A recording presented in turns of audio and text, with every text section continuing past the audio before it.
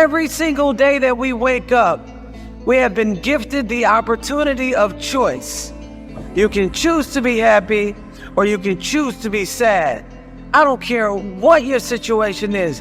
You should never allow your situation to define who you are as a person. The outside is the physical manifestation of what goes on inside the brain. Things do not just happen. No one just rear-ends your car. You don't just become broke. Broke is a mindset. Things don't just happen. Your pocketbook is not just below balance or on zero. You're not just overweight, just by chance you're just overweight. Things don't just happen. Your words can trip you. What you say can cause you to stumble. It can keep you from your potential. You're not snared by what you think. Negative thoughts come to us all. When you speak them out, you give them life. That's when they become a reality. When you say, I'll never get back in shape, it becomes more difficult. You just made it harder. When you say, I never get any good breaks, that stops the favor that was ordained for you. If you say, I'm not that talented, I don't have a good personality, that is setting the limits for your life. That is calling in mediocrity. So the recognition that negative thinking and unhappy states actually do nothing to change anything. If anything, they make it worse. So if there's enough awareness and you can suddenly look at that, and then you can ask yourself from the deeper perspective of awareness, do I want to continue to think these thoughts? Is that helpful or good? Do I really want that? Ask yourself, what is my limiting step? What is the one factor that determines the speed at which I achieve my goal, or whether I achieve it at all?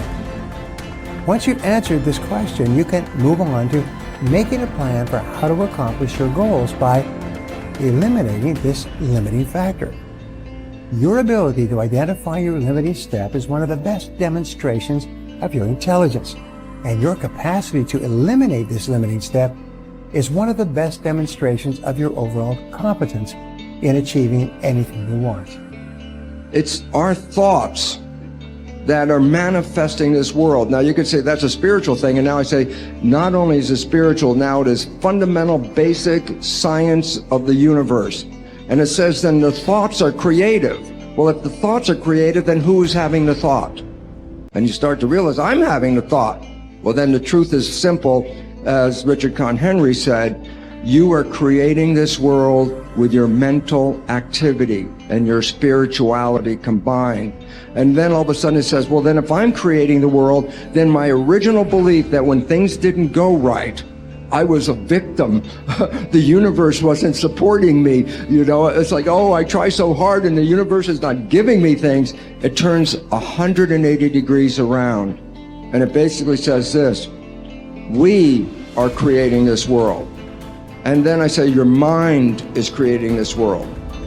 Although you cannot change conditions or circumstance, you don't have to let them control you.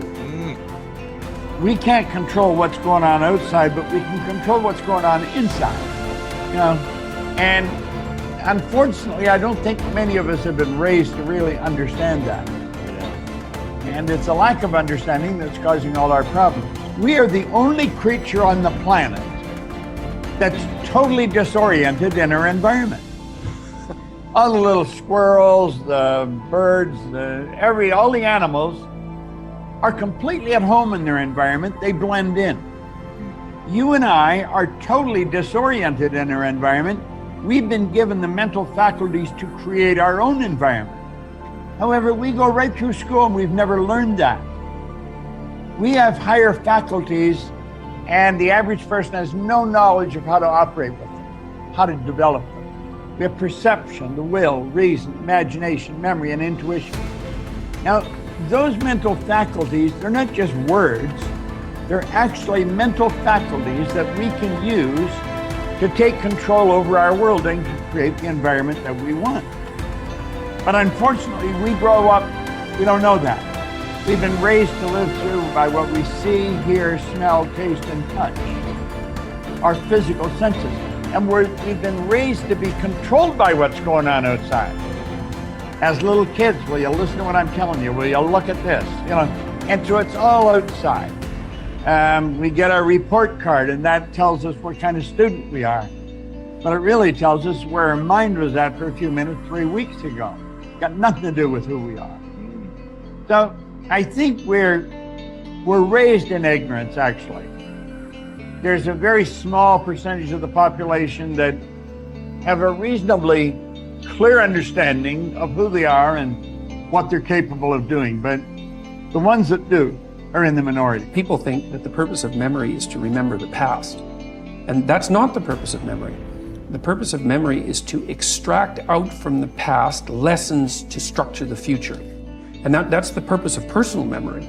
And so you're done with a memory when you've extracted out the information that you can use to guide yourself properly in the future. So if you have a traumatic memory, for example, that's really obsessing you, if you analyze that memory to the point where you figured out how you put yourself at risk and you can determine how you might avoid that in the future, then the emotion associated with that goes away. So memory has a very pragmatic function. And cultural memory is the same thing, is that we need to extract out stories from our past that structure our future. And we need that because, well, first of all, if you don't have a purpose, let's say, it isn't that your life becomes neutral in a meaningless sense. It's that your life becomes characterized by unbearable suffering, because the baseline condition of life is something like unbearable suffering. And what you have to set against that is a noble and worthwhile purpose. And hopefully your determination of that purpose is buttressed to some degree by the wisdom of the past, because you can't conjure something like that up on your own. And if you provide people with nobility of purpose, then they can tolerate the suffering of existence without becoming entirely corrupted by it. And cultures that don't do that, it isn't even so much that they die, it's that cultures that don't do that are dead. They're done. They don't have a story anymore. They don't have a call to adventure. And then everyone suffers stupidly as a consequence. It's a very bad thing. So Churchill made the same observation that many of the great psychologists and philosophers made in the early part of the 20th century. It's like, bring the story forward and propagate it and make it the most noble possible story. And then you motivate people to transcend themselves, which they need to do. So yes, he's exactly right in his diagnosis. In order for us to become abundant, we have to overcome the old personality. And that's 95% of who we are, right? Yes. So then, the side effect of the beginning of this process is a lot of discomfort. It is a lot of discomfort because you're stepping outside the known into the unknown, and now you can't predict. It's scary. No, It's you'd fearful. rather hold on to your lack. The pain, the and suffering. Rather tell the story of that. At least it makes you feel something that's familiar. Mm-hmm. When you step outside and you're saying, I'm not going to complain about money any longer. I'm not going to complain about I don't have any. I'm not going to judge other people who do. I'm not going to say I can. I'm not worthy. It's never going to work. All those things got to go. I'm not going to feel lack. I'm not going to feel unworthy. I'm not going to feel separation. I'm not going to feel resentment. These are the things that are keeping my reality the same. Now it's no longer about abundance, about who you become. Mm-hmm. The most successful people are long-term thinkers. They look into the future as far as they can to determine the kind of people they want to become and the goals they want to achieve. They then come back to the present and determine the things that they will have to do or not do to achieve their desired futures. This practice of long-term thinking applies to work, career, marriage, relationships, money, and personal conduct. Successful people make sure that everything they do in the short term is consistent with where they want to end up in the long term. They practice self-discipline at all times. You see this willingness to sacrifice in people who spend many hours and even years preparing, studying, and upgrading their skills to make themselves more valuable, so that they can have a better life in the future, rather than spending most of their time socializing and having fun in the present. Your ability to think, plan, and work hard in the short term, and to discipline yourself to do what is right and necessary before you do what is fun and easy, is the key to creating a wonderful future for yourself. Your ability to think long term is a developed skill. As you get better at it, you become more able to predict with increasing accuracy. what is likely to happen to you in the future as the result of your actions in the present. This is a quality of the superior thinker.